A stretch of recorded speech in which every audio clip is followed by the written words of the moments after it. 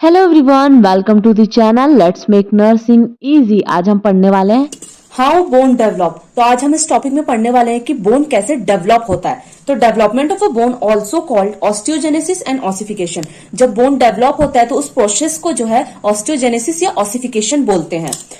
Ossification start approximately 6 week after fertilization in an embryo and grow continues at the age of 21 to 25। जो हमारा ossification bone का formation है वो जब हम फीटस के अंदर रहते हैं 6 वीक के फर्टिलाइजेशन के 6 वीक के बाद से ही जो है ना बोन का डेवलपमेंट वो शुरू हो जाता है and at the age of 21 से 25 तक बोन का डेवलपमेंट जो है वो होते रहता है। Development of bone depend upon development of bone cell that are osteoblast, osteocyte, osteoclast. Development of a bone किसके ऊपर डिपेंड करता है? हमारे जो बोन के सेल्स है उसके डेवलपमेंट में। तो ये 3 टाइप के होते हैं, ऑस्टियोब्लास्ट, ऑस्टियोसाइट, ऑस्टियोक्लास्ट। ऑस्टियोब्लास्ट जो रहता है वो मदर सेल रहता है जो डिवाइड होकर ऑस्टियोसाइट्स बनाता है एंड ये प्रेजेंट रहता है इमैच्योर बोन में ताकि उसका ऑसिफिकेशन हो और उसको फर्दर डिवाइड करके मैच्योर सेल बना सके। और जब हमारा फ्रैक्चर होता है तभी भी ऑस्टियोब्लास्ट वहां पे प्रेजेंट रहता है ताकि वो डिवाइड हो और उस जगह को क्या है हील कर सके। सेकंड जो हमारा होता है वो ऑस्टियोसाइट्स होता है। They are longest living bone cell. ये लॉन्गेस्ट बहुत दिन तक ये इनका जो लाइफ रहता है वो लॉन्ग रहता है थोड़ा। And they are mature bone cells. ये हमारे बोन के मैच्योर सेल्स होते हैं और 90 से 95% तक ऑस्टियोसाइट्स ही हमारे बोन में पाए जाते हैं, बोन के सेल्स। और ऑस्टियोक्लास्ट क्या होता है? ये हमारा जो एक्सेस बोन ग्रोथ है उसको रोकता है और एक्सेस ग्रोथ नहीं होने देता। और जब हीलिंग के टाइम पे एक्सेस जो बोन का पार्ट्स रहते हैं, जो क्रैक बोन्स रहते हैं, उसको डिसॉल्व करने का काम करता है। और ऑल ओवर इसका क्या काम रहता है कि ये अवॉइड करता है एक्सेस बोन ग्रोथ को। फिर उसके बाद हम ये साइकिल देखेंगे जो कि बोन का कैसे फॉर्मेशन और ग्रोथ हो रहा है वो बताया। तो फर्स्ट स्टेप जो है हमारा वो है कार्टिलेजिनियस। कार्टिलेज मतलब फर्स्ट स्टेप में जो हमारा कार्टिलेज बना हुआ है। सेकेंड स्टेप में क्या है? प्राइमरी सेंटर ऑसिफिकेशन हुआ है। एंड थर्ड स्टेप में क्या है?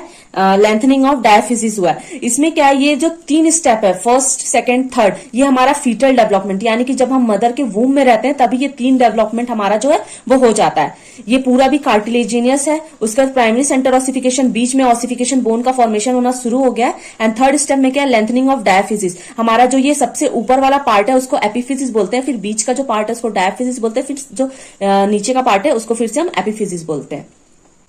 उसके बाद जो हमारा फोर्थ स्टेप है उसमें क्या होता है? सेकेंडरी सेंटर ऑफ ऑसिफिकेशन इन एपिफिजिस। जो हमारा एपिफिजिस लाइन है वहां पे ऑसिफिकेशन स्टार्ट होता है, सेकेंडरी फेसिस में स्टार्ट हो जाता है। फर्स्ट सेकेंड स्टेप में हमारा प्राइमरी ऑसिफिकेशन स्टार्ट होता है, फोर्थ स्टेप में हमारा सेकेंडरी ऑसिफिकेशन स्टार्ट हो जाता है। उसके बाद जो हमारा फिफ्थ स्टेप है वो चाइल्डहुड का है। ये जब हम चाइल्डहुड रहते हैं यानी कि at the age of 14 years हमारा जो है बोन इतना क्या बोल सकते हैं इसको, ऑसिफिकेशन, बोन का इतना फॉर्मेशन हमारा हो जाता है। तो इसमें क्या हमारा हाइलिन कार्टिलेज आपको दिखेगा, उसके बाद दिखेगा आपको स्पॉन्जी बोन दिखेगा, कॉम्पैक्ट बोन दिखेगा, मेडुलरी कैनाल दिखेगा, पेरियोस्टियम दिखेगा, एपिफिजिस लाइन, एपिफिजिस प्लेट दिखेगा। बस चाइल्डहुड और एडल्ट में यही डिफरेंस रहता है कि जो ये एपिफिजिस प्लेट है ये यहाँ पे फर्दर डिवाइड नहीं, यूज होके, मतलब बोन के ग्रोथ में यूज होके ये एपिफिजिस प्लेट जो है वो एपिफिजिस लाइन बन जाएगा। हाइलिन कार्टिलेज जो है वो सबसे ऊपर पार्ट होता है, ये का एक स्मूथनिंग के लिए दिया जाता है ताकि जो फ्रिक्शन है वो ज्यादा बने ना। बोन से जब बोन ज्वाइंट होता है तो वहां पे ज्यादा फ्रिक्शन ना हो, इसलिए ये हाइलिन कार्टिलेज यहाँ पे प्रेजेंट रहता है। और ये स्पॉन्जी बोन है जो कि रेड बोन मैरो कंटेन करता है, और कॉम्पैक्ट बोन है जो कि येलो बोन मैरो कंटेन करता है, और साथ में मेडुलरी कैनाल है जिसके अंदर हमारे नर्व्स रहते हैं जो कि बोन को ऑक्सीजन न्यूट्रिशन प्रोवाइड कराते हैं। एंड जो ये पेरियोस्टियम है ये आउटर लेयर होता है हमारे बोन का। उसके बाद ये जो एपिफिजिस प्लेट है वो तो फर्दर यूज हो जाता है हमारे बोन के डेवलपमेंट में और ये एपिफिजिस लाइन बन जाता है। उसके बाद during ossification osteoblast secrete osteoid through which cartilage convert into mature bone due to lay down of calcium phosphate salt through osteoid. हमारा जो ऑसिफिकेशन है उसमें जो ऑस्टियोब्लास्ट होता है ना वो ऑस्टियोइड सीक्रेट करता है, जिसके कारण जो है ना हमारा कैल्शियम वोल्शियम ये सब ना नीचे ले डाउन होते जाता है, जिसके कारण बोन का हार्डनिंग शुरू हो जाता है और हमारा बोन जो है वो मैच्योर होना शुरू हो जाता है। There are 2 type of ossification. First जो है हमारा इंट्रामेम्ब्रेनियस ऑसिफिकेशन, सेकंड जो है इंटरकार्टिलेजिनियस ऑसिफिकेशन। तो फर्स्ट देखेंगे हम इंटर मेम्ब्रेनियस ऑसिफिकेशन में क्या होता है? तो इसमें क्या होता है, formation of bone with in a connective tissue और फाइब्रस मेम्ब्रेन। यहाँ पे जो बोन का फॉर्मेशन है वो कनेक्टिव टिश्यू और फाइब्रस मेम्ब्रेन में हो रहा है, और it is responsible for making flat bone. और ये किस चीज के लिए रिस्पॉन्सिबल होता है? फ्लैट बोन बनाने के लिए। फ्लैट बोन हमारे जो बॉडी में किस क्या कौन कौन सा होता है? स्कल होता है, पेल्विक होता है, और बहुत सारे होते हैं जैसे कि स्टर्नम भी होता है।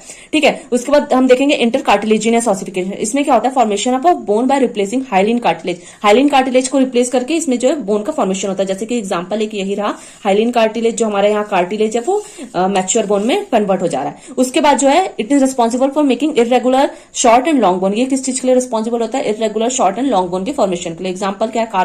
कार्पल्स है, फीमर है, वर्टिबल, ये सब क्या एग्जाम्पल है हमारे लॉन्ग बोन, इरेगुलर और शॉर्ट बोन के। तो ये था हाउ बोन डेवलप। आपको कैसा लगा कमेंट में जरूर बताना, और चैनल पे नहीं हो तो like share and subscribe. Thanks for watching, bye bye.